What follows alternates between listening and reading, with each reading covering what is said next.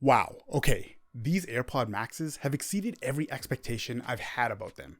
In typical Apple fashion, the product blows me away, but the price is what irks me. You came to see an unboxing and a review on this device, so let's not waste any time and get right into it. Now, if you've ever owned the AirPod Pros, you might get lucky because I will use that as a reference point for some parts of this review.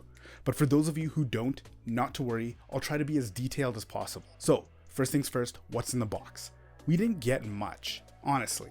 Just the AirPods Max, wrapped in some recyclable material, which was easy to tear off. Next, we got that rubber silicone case that has a very strong magnet embedded in the flap to keep your AirPods safe and secure. But I absolutely have to mention how useless this case is. Sure, you're protecting the actual headphones, but what about the headband? Especially since it's covered in fabric. One thing to note, the headphones can go in the case either direction. The inside of the case is a velvet type material that is soft so as to not scratch that new investment. Standard Apple documentation is here, and finally, that lonesome USB-C cable.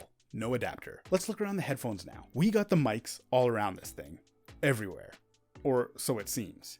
Here, here, here, here, here, here, and some internal speakers, I assume. All those mics are available to provide the behind the scenes work for noise cancellation and transparency, which we'll talk about shortly. Now, you only have 2 buttons for all your standard controls. I like it. Nice and simple. But these buttons can be used for multiple functions. I'm going to talk about the digital crown first. This is the same type of mechanism found on the Apple Watch and works amazingly well for controlling the volume of your headphones. This is done by simply rotating it. There's a light clicking sound heard while rotating the crown. No haptic feedback though. You can also change the rotation direction of the crown and what it does to the volume in the settings right here. When tapping the crown once, you can pause the music, and tapping it again resumes it. There's also another way of playing and pausing your tunes. Like the AirPod Pros, all you have to do is take it off your ears/head. How does this sorcery work, you ask? There are 2 small sensors inside the ear cups that detect when they're on your head and when they're off. Holding down on the crown will bring up Siri on your phone. The great thing about Siri is that you can get it to read your messages while wearing the headphones, and they automatically read out for you if you have that option enabled. Okay, next is a standard button that is used to wake up the headphones.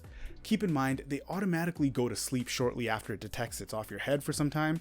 It goes into some sort of low power mode. To wake it up or view the battery percentage, just hit this button once and your AirPods will pop up on your iPhone indicating that it's connected and showing you the battery level. You can also verify the connection status with the LED on the bottom. Green means connected, blinking white means it's in pairing mode. Furthermore, the AirPods will play a chime when wrapped around your noggin that indicates it's connected to your phone. There is no way you can possibly mess this up and not know if it's connected. Upon first setup, it was super easy as this pop-up showed up on my phone to connect the AirPods for the first time when it detected it close by.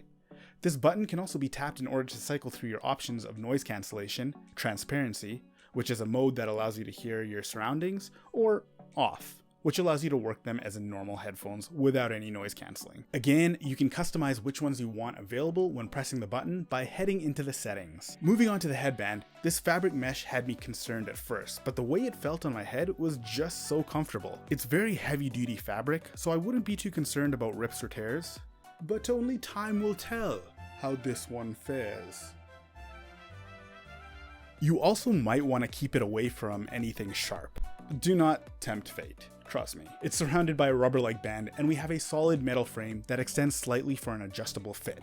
It looks like it's using a ball joint or a spring-loaded mechanism inside this that allows it for a really snug fit. I mean, look at that snapback. The ear cups are made of a plush fabric material and can be easily removed if you try, but if you don't, they snap in perfectly using the strong magnet mechanism to hold it in place. I can see this being as an awesome option for anyone who wants to customize the ear cup colors. So one thing you should note, remember the sensor that detects if it's on your head or not? Yeah, keep that in mind when putting the ear cups back on. Unfortunately, you can place the cups either way and they will fit, but there's a 50-50 chance you might cover the sensor if you don't put it on properly. There's a hole specifically cut out for that sensor, so just make sure that it aligns, okay? Good. I kept the headphones on all day and they were super comfortable. It didn't press too tight against my head and I didn't have that dreaded ear fatigue that most headphones have. I say they're quite light, but not as light as my wallet after purchasing these. Okay. If we are talking sound quality, I'm no audiophile, but if you have ever used the AirPod Pros, I love the sound quality and noise cancellation option on there, and these headphones are no different. They sound great. Everything seems to be perfectly well-rounded, no distortion at high volumes, but for audiophiles, you might want to give these a try first, knowing you have that 14-day return window. In terms of noise cancellation, it is fantastic. I used this on a recent plane trip and barely heard the roar of the engine. It's an adaptive noise cancellation system, so it automatically adjusts the intensity based on your environment. My AirPod Pros were great in this sense.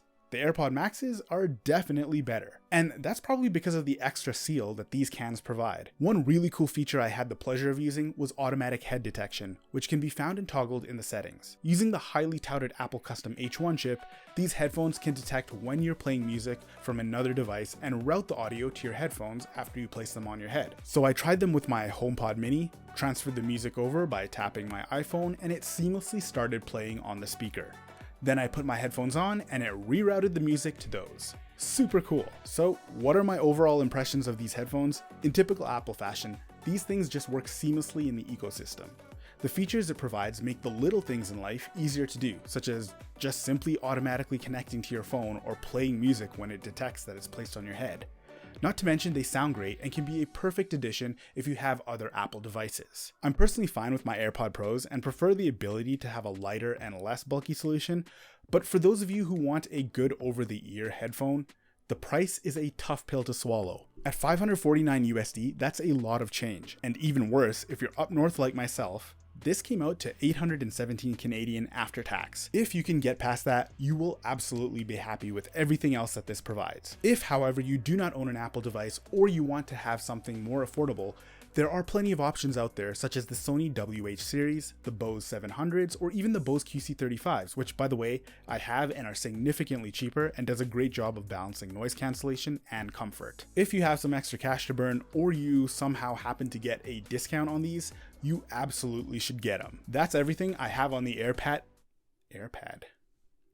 Maxes. That's everything I have on the AirPod Max. If you like this review, please give us a thumbs up and don't forget to hit that subscribe button for more of our honest reviews.